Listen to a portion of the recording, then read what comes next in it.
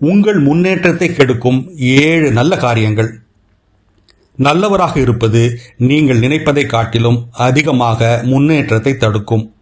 நீங்கள் அன்பாக இருப்பதினால் அல்ல, ஆனால் நல்லவர் என்ற தன்மை பலவீனமாக கருதப்படுவதால். நீங்கள் கடினமாக உழைக்கிறீர்கள், அனுதினமும் அலுவலகத்திற்கு வருகிறீர்கள், சரியானவற்றை மட்டுமே செய்கிறீர்கள். ஆனாலும் நீங்கள் இருக்குமிடத்திலேயே இருக்கும்போது மற்றவர்கள் முன்னேறி செல்கிறார்கள்.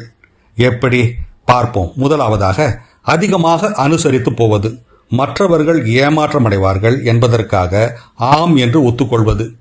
எல்லை வகுத்து குறைந்த பாதிப்பை உருவாக்கும் காரியங்களுக்கு நோ சொல்லுங்கள். இரண்டாவது, கடினமான உரையாடல்களை தவிர்த்து விடுவது.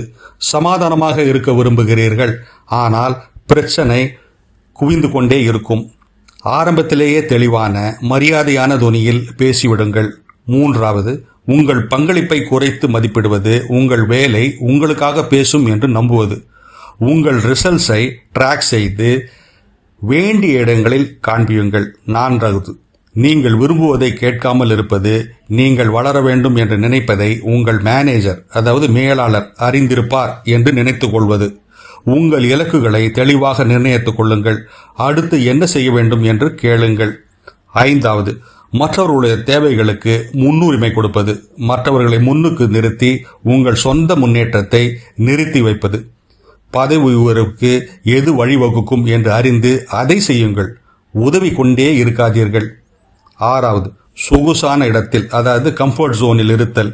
உங்கள் இமேஜை காப்பாற்றிக் கொள்வதற்காக இறங்கி செய்யும் வேலைகளை தவிர்த்தல்.